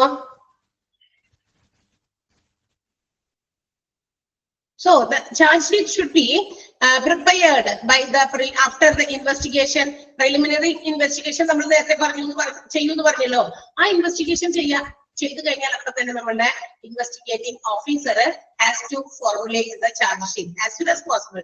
എത്രയും പെട്ടെന്ന് തന്നെ അങ്ങനെയുള്ള ഇൻവെസ്റ്റിഗേഷൻ നടത്തി ആളങ്ങനെ ചെയ്തിട്ടുണ്ട് എന്ന് മനസ്സിലാക്കി കഴിഞ്ഞാൽ, അതിന്റെ റീസൺസ് ഒക്കെ മനസ്സിലാക്കി കഴിഞ്ഞാൽ പെട്ടെന്ന് തന്നെ ഇൻവെസ്റ്റിഗേറ്റിംഗ് ഓഫീസർ വേഗം തന്നെ ആസ് സൂൺ ആസ് പോസിബിൾ ആണ് കേട്ടോ, എത്രയും പെട്ടെന്ന്, അത് വെച്ച് താമസിപ്പിക്കാൻ പാടില്ല, അധികം ദിവസമൊക്കെ നെഞ്ചുകൊണ്ട് പോകാതെ എത്രയും പെട്ടെന്ന് ചാർജ് ഷീറ്റ് തയ്യാറാക്കുക. ഈ ചാർജ് ഷീറ്റ് നമ്മളുടെ എംപ്ലോയിക്ക് കൊടുക്കുമ്പോൾ ഇറ്റ്സ് നോട്ട് എ പണിഷ്മെന്റ്. അതൊരു പണിഷ്മെന്റ് അല്ല, പക്ഷെ എന്താ, അതൊരു വാർണിംഗ് ലെറ്റർ ആണ്. എന്തിനു വേണ്ടിയിട്ട്? That the employee has to realize that he had done some mistake. ഇതിന് വേണ്ടിയിട്ട് ഒരു വാണിംഗ് ലെറ്റർ പിന്നെ ആള് അത് കിട്ടി കഴിയുമ്പോ മനസ്സിലായി ഞാനിത് തെറ്റ് ചെയ്തിട്ടുണ്ട്, ആ തെറ്റ് ഒന്ന് ബോധ്യപ്പെടുത്തി കൊടുക്കുക. അതാണ് ഈ ഷോ കോസ് നോട്ടീസ് ആയിട്ടുള്ള ചാർജ് ഷീറ്റിന്റെ ഉദ്ദേശം. മനസ്സിലായോ? അപ്പൊ മാത്രമല്ല അത് കേട്ട് കഴിയുമ്പോൾ എനിക്ക് മനസ്സിലായി ഇനി ഇതിന്റെ കോൺസിക്വൻസസ്, ഇതിന്റേതായ ഒരു ചെറിയ പണിഷ്മെന്റോ മറ്റു കാര്യങ്ങളോ എനിക്ക് വരും എന്നുള്ളത് ഒരു മുന്നറിയിപ്പ് കൊടുക്കുക. അതുപോലെ തന്നെ ആൾ ചെയ്ത തെറ്റെന്താണെന്ന് മനസ്സിലാക്കി കൊടുക്കുക. അതാണ് ചാർജ് ഷീറ്റ് കൊണ്ടുള്ള ഉദ്ദേശം. മനസ്സിലായോ? അപ്പൊ ചാർജ് ഷീറ്റ് നമ്മൾ തയ്യാറാക്കുന്നതിന് മുമ്പ്, before framing such charge sheet, അതിന് മുമ്പ് എന്ത് ചെയ്തോളണം, എന്ത് പണിഷ്മെന്റ് ആണ് കൊടുക്കുന്നത്, അതുപോലെ തന്നെ ആ പണിഷ്മെന്റിന്റെ ആപ്റ്റ്നെസ് അതുകൂടി ഏത് രീതിയിലുള്ള പണിഷ്മെന്റ് കൊടുക്കണം, ആ പണിഷ്മെന്റ് അതിന് യോജിച്ച പണിഷ്മെന്റ് ആണോ എന്നൊക്കെ നോക്കിയിട്ട് വേണം എന്ത് ചെയ്യാൻ ചാർജ് ഷീറ്റ് പ്രൊവൈഡ് ചെയ്യാൻ ആർക്ക്, എംപ്ലോയിക്ക്. അപ്പൊ ചാർജ് ഷീറ്റ് എന്ന് പറയുന്നത് വെറും ഒരു എന്താ പറയാ വാർണിംഗും അതുപോലെ തന്നെ നമ്മുടെ എംപ്ലോയിക്ക് ആളുടെ മിസ്കണ്ടക്റ്റിന് റിയലൈസ് ചെയ്യാനുള്ള ഒരു എന്താ പറയാ ഒരു ലെറ്റർ കൂടിയാണ്. മാത്രമല്ല നിങ്ങളുടെ റൂൾസ് ആൻഡ് റെഗുലേഷൻസ് തെറ്റിച്ചു, അതിനുള്ള കോൺസിക്വൻസ് നിങ്ങൾക്ക് ഉണ്ടായിരിക്കും എന്നുള്ളത് ബോധ്യപ്പെടുത്തി കൊടുക്കുന്ന ഒരു ഷോർട്ട് കോസ് നോട്ടീസ് ആണ് നമ്മുടെ ചാർജ് ഷീറ്റ്. ക്ലിയർ ആയോ? അത് എത്രയും പെട്ടെന്ന് ഇൻവെസ്റ്റിഗേഷൻ നടത്തി ഇൻവെസ്റ്റിഗേറ്റിംഗ് ഓഫീസർ ഫ്രെയിം ചെയ്യേണ്ടതാണ്. ക്ലിയർ ആയോ ആ ഒരു point? Issue of charge sheet. Charge sheet എന്ന് തുടങ്ങുന്ന ആ സെന്റൻസ് ഒന്ന് അണ്ടർലൈൻ ചെയ്യുക, ഇവിടെ വരെ റിട്ടേൺ ഫോം വരെ. Charge sheet is a show cause notice എന്ന് പറയുന്നത് തുടങ്ങി റിട്ടേൺ ഫോം വരെ ഒന്ന് അണ്ടർലൈൻ ചെയ്യാം. അതിന്റെ തൊട്ടടുത്ത സെന്റൻസും അണ്ടർലൈൻ ചെയ്യണം. Once the preliminary investigation is done and it becomes clear that the misconduct is done by an employee, the investigating officer can formulate a charge sheet as soon as possible. അന്വേഷണമൊക്കെ നടത്തി കുറ്റക്കാരനാണ് employee എന്ന് മനസ്സിലാക്കി കഴിഞ്ഞാൽ എത്രയും പെട്ടെന്ന് തന്നെ ഒരു charge sheet തയ്യാറാക്കണം എന്നാണ്.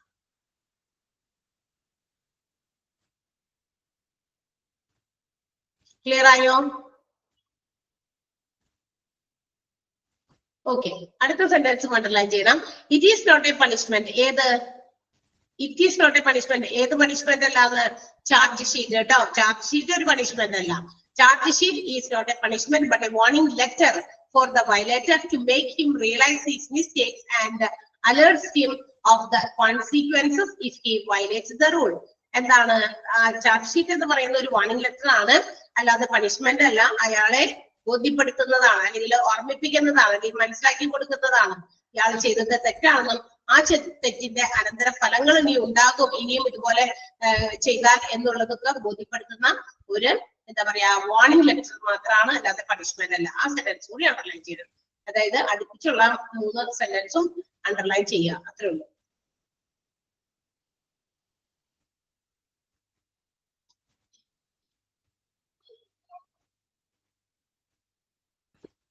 ചെയ്തോ? ഫസ്റ്റ് നമ്മളുടെ പ്രൊസീജിയർ സ്റ്റെപ്സ്, ഡിസിപ്ലിനറി പ്രൊസീജിയേഴ്സിന്റെ സ്റ്റെപ്സ് ആണ് പറയുന്നത്. ഒന്നാമത്തേത് പ്രിലിമിനറി ആക്ഷൻ, രണ്ടാമത്തേത് issue of charge sheet. Charge sheet issue ചെയ്യുന്നു. ഇതിനെപ്പറ്റി ഇമ്പോർട്ടന്റ് ആയിട്ടുള്ള മെയിൻ കുറച്ച് കാര്യങ്ങളൊക്കെ ഉണ്ട്, അതുകൊണ്ടാണ് അണ്ടർലൈൻ ചെയ്യണം, മറക്കാതെ. ഇമ്പോർട്ടന്റ് ഉള്ള സെന്റൻസുകളാണ് പറഞ്ഞുകൊണ്ടിരിക്കുന്നത്. നെക്സ്റ്റ് വൺ, തേർഡ് വൺ, അടുത്ത പ്രിൻസിപ്പിൾ എന്താ?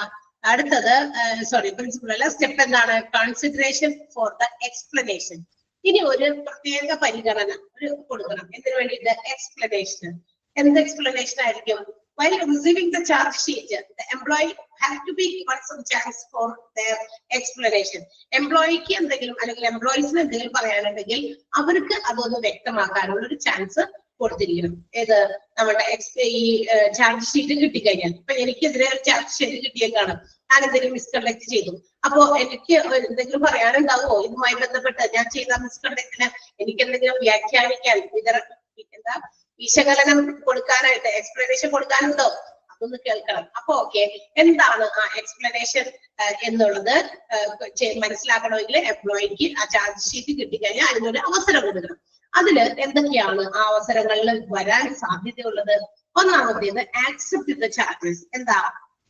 അതായത് അദ്ദേഹത്തിന്റെ എക്സ്പ്ലനേഷൻസ് കൊടുക്കുന്നു, ആ പറഞ്ഞിരിക്കുന്ന ചാർജ് ഷീറ്റിലുള്ള കാര്യങ്ങളൊക്കെ വായിച്ചു നോക്കുമ്പോ ഇതിന്റെ ഒരു കാര്യം ഞാൻ തന്നെ ചെയ്തതാണ് എന്നുള്ള ബോധ്യം ആൾക്ക് വന്നിട്ടുണ്ടാവുമല്ലോ.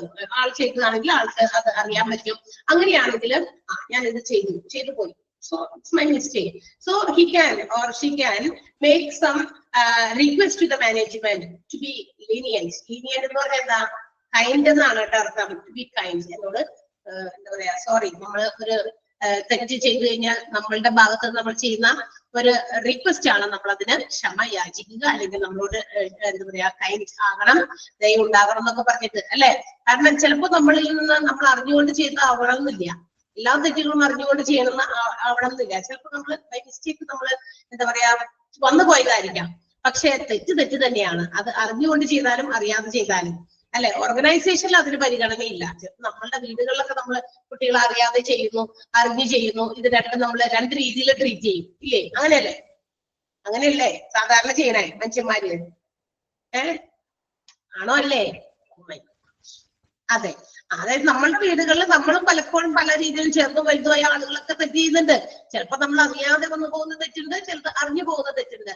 അറിഞ്ഞു പോകുന്ന തെറ്റ് അത് ആര് ചെയ്താലും നമ്മള് ആ രീതിയിലാണ് പരിഗണിക്കുക, പക്ഷെ അറിയാതെ ചെയ്യുന്ന തെറ്റിനെ ആ രീതിയിലും പരിഗണിക്കും. പക്ഷെ ഓർഗനൈസേഷനിൽ അത് നടക്കൂല. ഇത് രണ്ടും തെറ്റ് തന്നെയാണ്. അപ്പൊ എന്ത് ചെയ്യും? Employee request to the management to be lenience, എന്നോട് കൈൻഡ് ആകണം എന്നുള്ള രീതിയിൽ ഒരു റിക്വസ്റ്റ് ഒക്കെ നടത്തുന്നു എന്ന് മാത്രമല്ല, ആൾക്ക് പറയാനുള്ള എക്സ്പ്ലനേഷൻസ് ഒക്കെ നമ്മുടെ എംപ്ലോയിക്ക് വേണമെങ്കിൽ കൊടുക്കാം. പക്ഷെ it is up to the part of the management whether they are not satisfactory with the explanation given by the employee. They can give any reward or punishment, എന്താണെന്ന് വെച്ചാൽ അത് കൊടുക്കാം. അതായത് ഓർഗനൈസേഷനിൽ എംപ്ലോയി ചെയ്ത മിസ്കണ്ടക്റ്റിന് ഓക്കെ ഞാനത് ചെയ്തു പോയി എന്ന് പറഞ്ഞിട്ട് ക്ഷമയൊക്കെ യാചിക്കാം, അല്ലെങ്കിൽ കൈൻഡ് ആകണമെന്നൊക്കെ യാചിക്കാം. പക്ഷെ മാനേജ്മെന്റിന്റെ ഇതാണ്, റൈറ്റ്സ് ആണ്, അവകാശമാണ്. എന്ത്? ആള് ചെയ്ത തെറ്റ് അതിനെ കുറിച്ച് അന്വേഷിച്ച് അല്ലെങ്കിൽ അതിന് നോക്കി കഴിഞ്ഞപ്പോ അത് ആള് പറഞ്ഞ കാര്യങ്ങളൊന്നും സാറ്റിസ്ഫാക്ടറി അല്ല എന്ന് വെച്ചാൽ അതൊന്നും തക്കതായ ഒരു റീസൺ അല്ല എന്ന് തോന്നിക്കഴിഞ്ഞാൽ മാനേജ്മെന്റിനാണ് അവകാശം. എന്ത്? ആളെ ശിക്ഷിക്കണോ, ഏത് രീതിയിലുള്ള ശിക്ഷ നടപടികൾ സ്വീകരിക്കണം എന്നുള്ളതൊക്കെ മാനേജ്മെന്റ് അത് തീരുമാനിക്കാം. അവിടെ ഈ ദയും മറ്റു കാര്യങ്ങളൊന്നും അന്നേരം നോക്കില്ല. ബിക്കോസ് നമ്മൾ നേരത്തെ പറഞ്ഞല്ലോ, പ്രിൻസിപ്പൽസിൽ പറഞ്ഞു എല്ലാവർക്കും ഒരുപോലെ ആയിരിക്കണം നിയമങ്ങൾ. ഇപ്പൊ ഏതെങ്കിലും ആള് ചെയ്ത തെറ്റ് ചിലപ്പോ അയാളോടുള്ള ഒരു സോഫ്റ്റ് കോർണർ കൊണ്ട് നമ്മളൊന്ന് പതുക്കെ താങ്ങി അല്ലെ എന്താ പറയാ ഒന്ന് താന്നു കൊടുത്താൽ എന്ത് പറ്റും? അടുത്ത എംപ്ലോയീസ് ഇതുപോലുള്ള സിമിലർ ബിഹേവിയേഴ്സ് കാണിക്കാൻ ഇടയുണ്ട് അല്ലെ. അന്നേരം നമുക്ക് എന്തെങ്കിലും പറയാൻ പറ്റുമോ? പറ്റില്ല. അവരെ അന്ന് ശിക്ഷിച്ചില്ലല്ലോ, ചിലപ്പോ അവരെ അങ്ങനെ തിരിച്ചു ചോദിച്ചാലോ, അതൊക്കെ ബുദ്ധിമുട്ടാണ്. അപ്പൊ അങ്ങനെയുള്ള കാര്യങ്ങൾ ഇല്ലാതിരിക്കാനായിട്ട് അങ്ങനെയുള്ള ഒരു രീതിയായിരിക്കും അവലംബിക്കുക മാനേജ്മെന്റ്. ആൻഡ് അവർ പറഞ്ഞിരിക്കുന്ന ചാർജസ് പ്രകാരം whatever misconduct has been made അതിനുള്ള എന്താ പറയാ നടപടികൾ സ്വീകരിക്കുന്നതിന്റെ ഭാഗമായിട്ട് ഇൻവെസ്റ്റിഗേഷൻസ് എൻക്വയറീസ് നടത്തും, റെക്കോർഡുകൾ നോക്കും. അതുപോലെ തന്നെ എംപ്ലോയിയുടെ സാന്നിധ്യത്തിൽ തന്നെ എംപ്ലോയിയുടെ പ്രസൻസിൽ തന്നെ ആളെ കൊണ്ട് അന്വേഷിപ്പിച്ച് കാര്യങ്ങളൊക്കെ നോക്കി അവരുടെ മുമ്പിൽ അത് സൈൻ ചെയ്തിട്ടായിരിക്കും കൊടുക്കുക ചാർജ് ഷീറ്റ്. ഓക്കെ. അപ്പൊ ആൾ എന്ത് ചെയ്യുന്നു? അത് ചാർജ് എന്തൊക്കെയാണോ താൻ ചെയ്ത മിസ്ബിഹേവിയർ എന്ന് പറയുന്നത് അത് ആക്സെപ്റ്റ് ചെയ്യുന്നു. അതാണ് പറഞ്ഞിരിക്കുന്നത് accepting the charges. Accept charges. Clear ആയോ? മനസ്സിലായോ ആ പോയിന്റ്? താൻ ചെയ്ത തെറ്റ് തന്റേത് സമ്മതിക്കുന്നു, അതിന് ആ സമ്മതത്തിന്റെ ഒരു കാര്യമാണ് തന്നോട് ദയ തോന്നണം. ഞാൻ ചെയ്തിട്ടില്ലെങ്കിൽ അങ്ങനെ ചോദിക്കേണ്ട, റിക്വസ്റ്റ് ചെയ്യേണ്ട കാര്യമുണ്ടോ?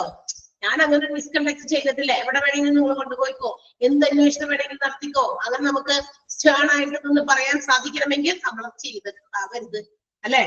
അങ്ങനെയായിരിക്കണം. അങ്ങനെയാണ്. അപ്പൊ നമുക്ക് എന്ത് ചെയ്യാം? മാനേജ്മെന്റിന്റെ ആരുടെയും മുമ്പിൽ നമ്മൾ സ്ട്രെയിറ്റ് ഫോർവേഡ് ആയിട്ട് നിന്ന് കറേജിയസ്ലി നമുക്ക് ധീരതയോടെ പറയാം. എന്ത്? ധൈര്യത്തോടെ പറയാം, ഞാനത് ചെയ്തിട്ടില്ല, നിങ്ങൾ ഏത് രീതിയിലും ഇൻവെസ്റ്റിഗേഷൻസ് നടത്തിക്കോ, ഞാൻ അങ്ങനെ ഒരു തെറ്റ് മിസ്കണ്ടക്ട് ചെയ്തിട്ടില്ല എന്ന് നമുക്ക് ധൈര്യത്തോടെ പറയാൻ കഴിയണം. അതല്ലെങ്കിൽ we have to accept the charges. അല്ലെങ്കിൽ നമ്മൾ എന്ത് ചെയ്തു? ചാർജ് ആക്സെപ്റ്റ് ചെയ്യണം. കാരണം എന്ന് വെച്ചാൽ അത് പല രീതിയിലും തെളിവിലൂടെ പുറത്തേക്ക് വരും. എങ്ങനെയെങ്കിലും ഏത് നമ്മള് തെളിവ് നശിപ്പിക്കാൻ നോക്കിയാലും ഒരു ലൂപ്പ് ഹോൾ എവിടെയെങ്കിലും ഒളിഞ്ഞിരിക്കുന്നുണ്ടാവും അല്ലെ. ഒരു കളിക എവിടെയെങ്കിലും ബാക്കി വെച്ചിട്ടുണ്ടായിരിക്കും. എന്തിനും ഒരു തെളിവ് വേണമല്ലോ. അപ്പൊ അതിന് മാത്രമായിട്ട് എവിടെയെങ്കിലും മാറ്റി വെച്ചിരിക്കുന്ന ഒരു തെളിവുണ്ടായിരിക്കും. അപ്പൊ അതിന് കൂട്ടുകാരെ പിടിക്കപ്പെടും.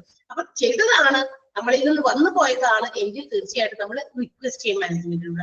അല്ലെങ്കിൽ നമ്മൾ റിക്വസ്റ്റ് ഒന്നും ചെയ്യില്ല. കാരണം എന്താ? ഞാനത് ചെയ്തിട്ടില്ല, പിന്നെ എനിക്ക് അങ്ങനെ റിക്വസ്റ്റ് ചെയ്യേണ്ട ആവശ്യമില്ല. ക്ലിയർ ആയല്ലോ? ആ സെന്റൻസിന്റെ അണ്ടർലൈൻ ചെയ്യേണ്ട ഭാഗം ഒന്ന് പറയാം.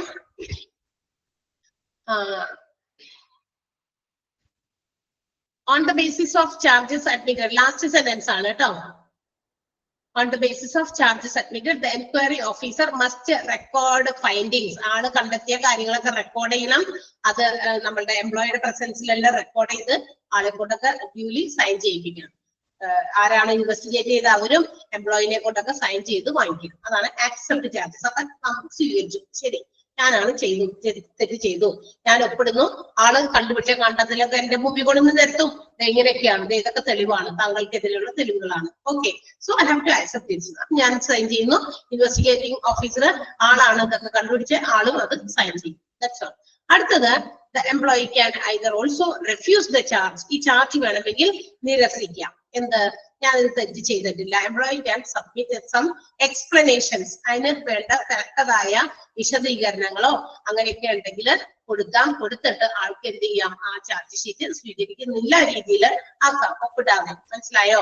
അപ്പൊ എന്ത് ചെയ്യും, അത്തരമുള്ള സിറ്റുവേഷൻസിൽ enquiring officer have to enquire further. വീണ്ടും അന്വേഷണം നടത്തണം. കാരണം ആള് സ്വീകരിക്കുന്നില്ല ചാർജ് ഷീറ്റ്. മറ്റേതിൽ എന്ത് ചെയ്തു, ഞാൻ സ്വീകരിച്ചു. കാരണം എന്താ, ഞാൻ പറഞ്ഞ കാര്യങ്ങളൊക്കെ തെളിവൊക്കെ നിരത്തിയപ്പോ എനിക്ക് മനസ്സിലായി, ഓ ഇനിയിപ്പം നമുക്ക് നിൽക്കാൻ പറ്റില്ല. കാരണം ഓൾറെഡി എവിഡൻസ് ഉണ്ട് നമ്മുടെ പേരില്. അപ്പൊ നമ്മൾ സൈൻ ചെയ്തു, ആക്സെപ്റ്റ് ചെയ്തു. One punishment I have to face. എനിക്ക് ഫേസ് ചെയ്യേണ്ടി വരും ആ പണിഷ്മെന്റ്.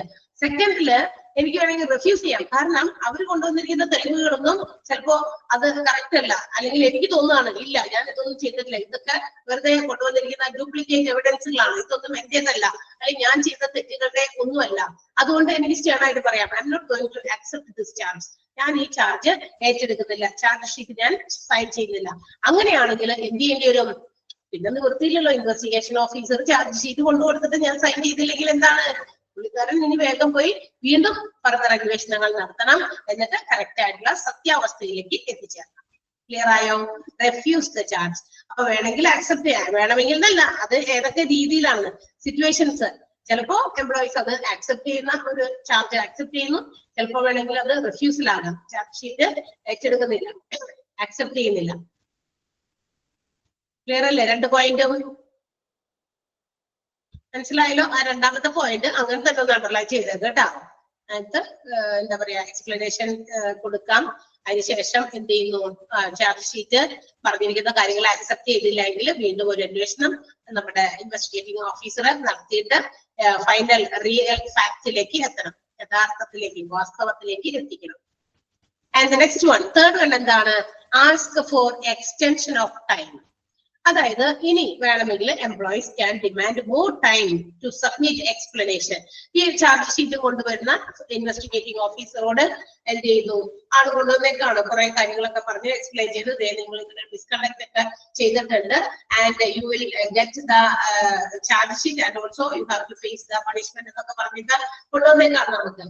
പക്ഷെ അത് കൊണ്ടുവരുമ്പോ employees sometimes they can also ask more time, extension of time, കുറച്ചുകൂടി സമയം നീട്ടി തരണം. എന്തിന്, ഇത് നോക്കട്ടെ, ഞാൻ ഇത് എന്റെ തെറ്റാണോ എന്നുള്ള രീതിയിൽ എനിക്ക് കൂടി ചെക്ക് ചെയ്യാനുണ്ട്. അപ്പൊ എനിക്ക് വേണമെങ്കിൽ ഒരു എക്സ്റ്റൻഷൻ ഓഫ് ടൈം, ഇപ്പൊ 2 ദിവസത്തിനുള്ളിൽ അല്ലെങ്കിൽ 3 ദിവസത്തിനുള്ളിൽ അല്ലെങ്കിൽ അടുത്ത ദിവസം ഞാൻ ഇതിന് വേണ്ടിയിട്ടുള്ള കാര്യങ്ങൾ എക്സ്പ്ലനേഷൻസ് തരാം എന്നുള്ള കാര്യങ്ങൾ എന്ത് ചെയ്യണം, പറയണം. അങ്ങനെ പറയുമ്പോൾ സാധ്യമെങ്കിൽ the time should be extended. എന്ത് ചെയ്തോളണം, ഇൻവെസ്റ്റിഗേറ്റിംഗ് ഓഫീസർ സാധിക്കുമെങ്കിൽ എന്ത് ചെയ്യണം, അതിന് പറ്റിയ ഒരു സമയം, അതായത് എക്സ്റ്റൻഷൻ ഓഫ് ടൈം ഒന്ന് കൊടുക്കണം. 1 ദിവസത്തേക്കോ 2 ദിവസത്തേക്കോ എത്രയാണോ പുള്ളിക്കാർ ചോദിക്കുന്നത്, അല്ലെങ്കിൽ അത്രയും തരില്ല, ഞങ്ങളുടെ ഭാഗത്തുനിന്ന് ഇത്രയും സമയം കൊണ്ട് നീ ചെയ്തു തരണം എന്ന് പറയുകയാണ്. അങ്ങനെ ആ ഒരു എക്സ്റ്റൻഷൻ ഓഫ് ടൈം അവർക്ക് അനുവദിച്ചു കൊടുക്കണം എന്നാണ് പറഞ്ഞിട്ടുള്ളത്. So ask for extension of time, അതും നമ്മുടെ ഇതിനകത്ത് വരുന്നതാണ്. കൺസിഡറേഷൻ ഫോർ എക്സ്പ്ലനേഷൻ, അവരുടെ എക്സ്പ്ലനേഷന് വേണ്ടിയിട്ടുള്ള സാവകാശത്തിന് ഇത്തിരി സമയം കൂടി തരണമെന്ന് പറഞ്ഞാൽ എന്ത് ചെയ്യണം, ഓർഗനൈസേഷൻ അത് അനുവദിച്ചു കൊടുക്കണം എന്ന്. മനസ്സിലായോ?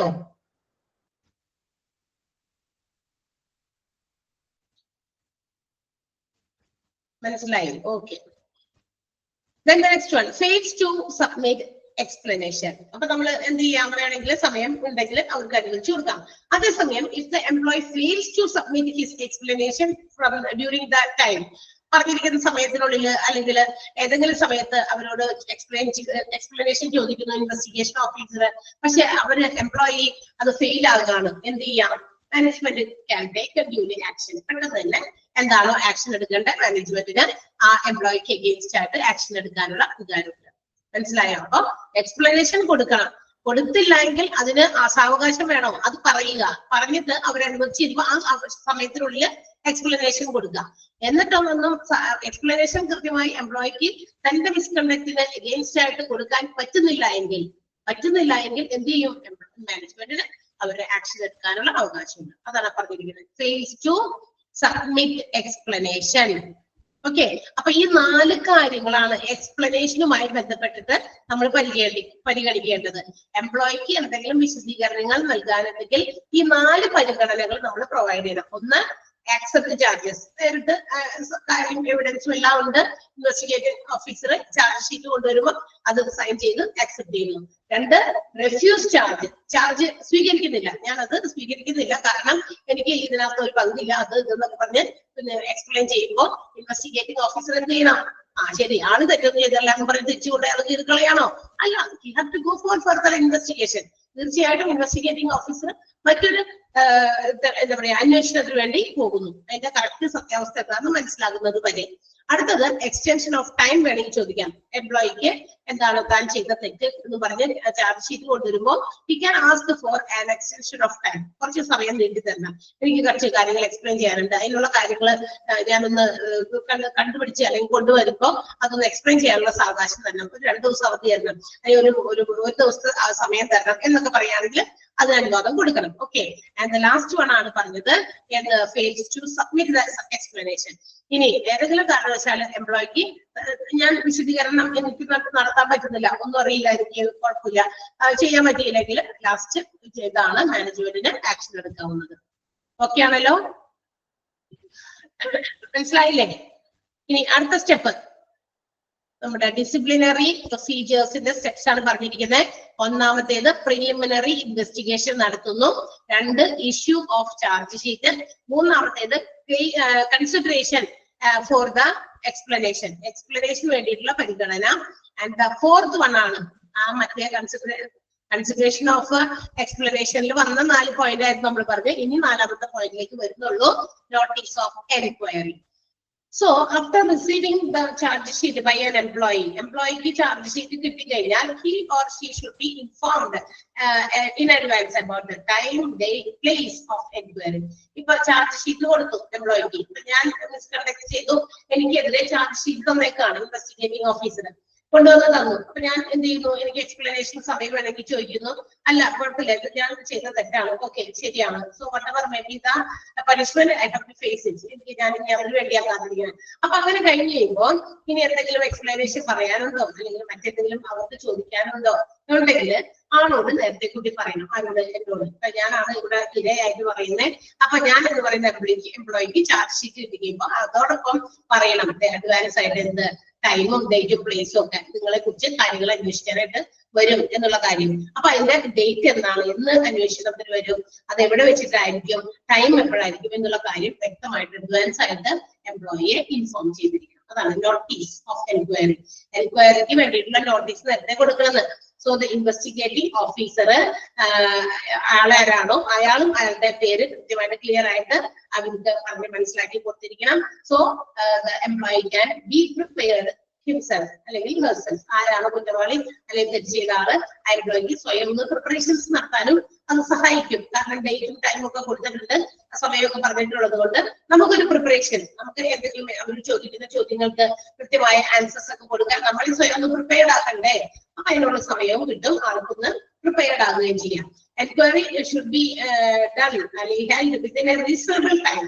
അതായത് ആ എക്സ്പ്ലനേഷൻ ഒക്കെ കിട്ടിക്കഴിഞ്ഞു കഴിഞ്ഞാൽ അധികം താമസിക്കാതെ, വെച്ച് താമസിപ്പിക്കാതെ പെട്ടെന്ന് തന്നെ അധികം എന്താ പറയാ അന്വേഷണങ്ങളൊക്കെ ആ ഒരു റീസണബിൾ ടൈമിൽ തന്നെ നടത്തണം. അപ്പൊ ചിലപ്പോ 1 മണിക്കൂർ കൊണ്ടാണെങ്കിൽ 1 മണിക്കൂർ കൊണ്ട് നടത്തണം. അടുത്ത ദിവസം ഇന്ന സമയമാണ് വരുന്നത്, ആ സമയത്തിന് തന്നെ കൃത്യമായിട്ടുള്ള ടൈമിൽ തന്നെ എൻക്വയറീസ് നടത്താനും കംപ്ലീറ്റ് ചെയ്യാനും ശ്രദ്ധിക്കണം. That is notice of enquiry. Clear ആയോ? നോട്ടീസ് കൊടുക്കണം, അത് നേരത്തെ കൂടി അഡ്വാൻസ് ആയിട്ട് പറയണം, ഡേറ്റും പ്ലേസും ടൈമും ഒക്കെ എവിടെ വെച്ചിട്ടായിരിക്കും എൻക്വയറി നടത്തുന്നതെന്ന്. ക്ലിയർ ആണല്ലോ? ഒന്ന് ആ സെന്റൻസ് ഒന്ന് അണ്ടർലൈൻ ചെയ്തേക്കാം. The employee receiving the charge sheet should be informed in advance about the date, time and place of enquiry. Enquiry എവിടെ വെച്ച് നടത്തും, എന്ന് നടത്തും, ഏത് സമയത്ത് നടത്തും എന്നുള്ളത് അഡ്വാൻസ് ആയിട്ട് നമ്മുടെ എന്താ പറയാ എംപ്ലോയിയോട് അറിയിച്ചിരിക്കണം.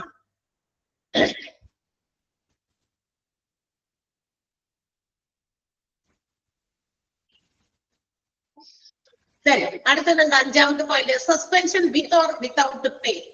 See, if the management completes the investigations and everything. അതായത് നമ്മളുടെ എംപ്ലോയി മിസ്കണ്ടക്ട് ചെയ്തു, ആളുടെ എന്താ പറയാ ചാർജ് ആൾക്ക് തെറ്റ് ചെയ്തിട്ടുണ്ട് എന്ന് മനസ്സിലാക്കി, അതൊക്കെ കഴിഞ്ഞു കഴിഞ്ഞാൽ മാനേജ്മെന്റിന് ദേ ക്യാൻ ഡിസൈഡ്, അവർക്ക് തീരുമാനിക്കാം what type of punishment to be given to the employee. എങ്ങനെയുള്ള പണിഷ്മെന്റ് എംപ്ലോയിക്ക് കൊടുക്കണം, സസ്പെൻഷൻ കൊടുക്കണോ, അല്ലെങ്കിൽ എന്താ പറയാ ഡിസ്മിസൽ ആണോ, അല്ലെങ്കിൽ ടെർമിനേഷൻ ആണോ, എന്തൊക്കെയാണോ ദാറ്റ് ഇൻഡിസിപ്ലിൻ ആക്ട് എന്ത് ചെയ്യാം നമ്മുടെ മാനേജ്മെന്റിനടക്കം വിത്ത് ഓർ വിത്തൗട്ട് പേ ആണ്. വിത്തൗട്ട് പേ എന്ന് പറഞ്ഞാൽ എന്താ, അതുവരെയുള്ള ശമ്പളമൊക്കെ കൊടുത്ത് അവസാനിപ്പിച്ചിട്ട് ചെയ്യാം.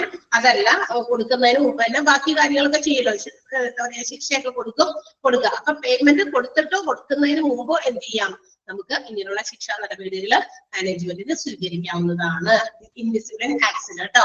അപ്പൊ അതിന് വേണ്ടിയിട്ട് സസ്പെൻഷൻ കൊടുക്കാൻ suspension letters would be given along with the charge sheet. വലിയ ഇതൊക്കെ ആണെങ്കിൽ, ചെറിയ ഇതൊക്കെ ആണെങ്കിൽ ചിലപ്പോൾ 1 ദിവസം 2 ദിവസം 3 ദിവസം ഒക്കെ സസ്പെൻഷൻ, ചില ആൾക്കാരൊക്കെ 1 വർഷത്തേക്കൊക്കെ സസ്പെൻഡ് ചെയ്യുന്നുണ്ട് അല്ലെ.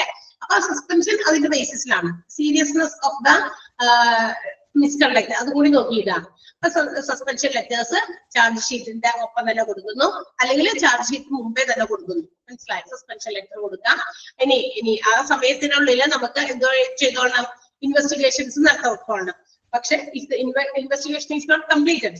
ആ പറഞ്ഞ സമയത്തിനുള്ള ഇൻവെസ്റ്റിഗേഷൻ പൂർത്തിയായിട്ടില്ല, ഒരു ഡ്യൂറേഷൻ ഒക്കെ കൊടുത്തിട്ടുണ്ടാവും. അതൊക്കെ ആ സമയത്തിന് 5 ദിവസം കൊണ്ട് 10 ദിവസം കൊണ്ട് അന്വേഷിക്കണം, അല്ലെങ്കിൽ 2 ദിവസം കൊണ്ട് തന്നെ അന്വേഷിക്കുകയും ആ സമയം കൊണ്ട് ഡ്യൂറേഷനിൽ നമ്മുടെ ഇൻവെസ്റ്റിഗേഷൻ കംപ്ലീറ്റ് ചെയ്തിട്ടില്ല എങ്കിൽ ആ ആളുടെ സാലറി അതനുസരിച്ച് എക്സ്റ്റെൻഡ് ചെയ്ത് നമ്മൾ കൊടുത്തോളണം. എന്നുവെച്ചാൽ എത്ര ദിവസത്തേക്കാണ് നമ്മൾ ആ ഒരു ഇൻവെസ്റ്റിഗേഷൻ വീണ്ടും എക്സ്റ്റെൻഡ് ചെയ്തിരിക്കണേ, അത്രയും ദിവസത്തെ സാലറി ആൾക്ക് കൊടുത്തിരിക്കണം. മനസ്സിലായോ? കാരണം ഇയാളുടെ എംപ്ലോയിയുടെ കുഴപ്പം കൊണ്ടല്ല എന്ത് ചെയ്തത്, ആ എൻക്വയറി കംപ്ലീറ്റ് ആവാതിരുന്നത്. സോ അതിന് അനുസരിച്ച് എത്ര എക്സ്റ്റെൻഡ് ചെയ്യുന്നു അത്രയും തരത്തിലുള്ള സമയത്തേക്കുള്ള salary should be provided to the employee. അത് നിർബന്ധമാണ്. ഓക്കെ, ക്ലിയർ ആയോ? Suspension with or without pay, simple കാര്യങ്ങളാണ്. ആ സെന്റൻസ് ഒന്ന് അണ്ടർലൈൻ ചെയ്തേക്കാം.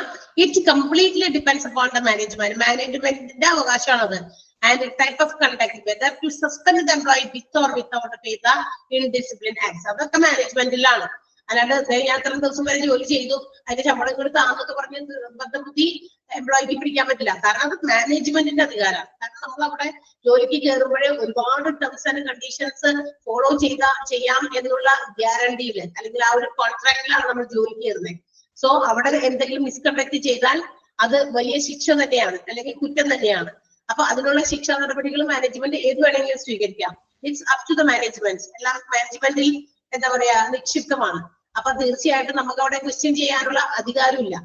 ഓക്കെ, അപ്പൊ അത് ചെയ്യുന്ന സമയത്ത് ആ ഡ്യൂറേഷനിൽ ചിലപ്പോ ചില ഓർഗനൈസേഷൻ അവർക്ക് സാലറി പേ ചെയ്തുകൊണ്ടായിരിക്കും ആ ദിവസം മുതൽ എന്ന് തുടങ്ങി ഒരു മിസ്കണ്ടക്ട് ചെയ്തോ അവരവിടെ നിന്ന് അവരുടെ കാര്യങ്ങളെല്ലാം തീർത്ത് പോകുന്നത് വരെ. ചിലപ്പോൾ ഇത് കുറച്ച് സമയം എടുക്കും, ചിലപ്പോൾ 1 ആഴ്ച എടുക്കാം, 2 ആഴ്ച എടുക്കാം. അതുവരെയുള്ള പേയ്മെന്റ് കൊടുക്കുന്ന ഓർഗനൈസേഷൻ ഉണ്ട്.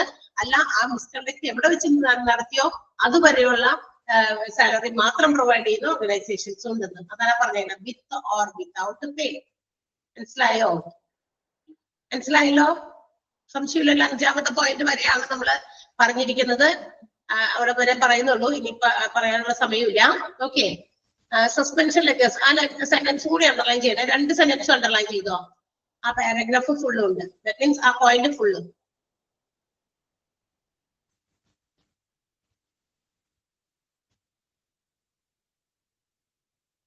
കുറച്ച് പോയിന്റ് ഉണ്ട്.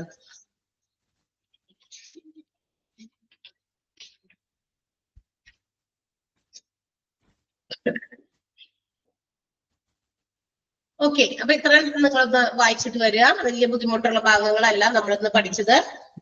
ഏതൊക്കെയാ? റൂൾ തുടങ്ങി നമ്മൾ പറഞ്ഞു, അവിടെ തുടങ്ങി അതിനകത്ത് വരുന്നിരിക്കുന്ന അതിന്റെ 4 പ്രിൻസിപ്പിൾസ് പറഞ്ഞു. പിന്നെ ഹാൻഡ്ലിംഗ് ഓഫ് എംപ്ലോയീസ് ഇൻഡിസിപ്ലിൻ അല്ലെങ്കിൽ ഡിസിപ്ലിൻ പ്രൊസീജിയർ, അതിന്റെ കുറച്ച് സ്റ്റെപ്പുകളാണ് നമ്മൾ പറഞ്ഞുകൊണ്ടിരുന്നത്. 5ാമത്തെ സ്റ്റെപ്പ് വരെ നമ്മൾ പറഞ്ഞെത്തിയിട്ടുള്ളൂ കേട്ടാ. ബാക്കിയൊക്കെ അവിടെ വരെ ഒന്ന് വായിച്ചിട്ട് വരാം. നമുക്ക് ബാക്കി അടുത്ത ദിവസം എടുക്കാം. ഓക്കെ അല്ലേ? Okay, thank you. അതെ, കുറച്ച് പേരൊന്നും ഉണ്ടായിരുന്നുള്ളൂ ക്ലാസ്സിൽ തുടങ്ങിയപ്പോ, പിന്നെ എല്ലാവരും തോന്നുന്നു. Okay, see U.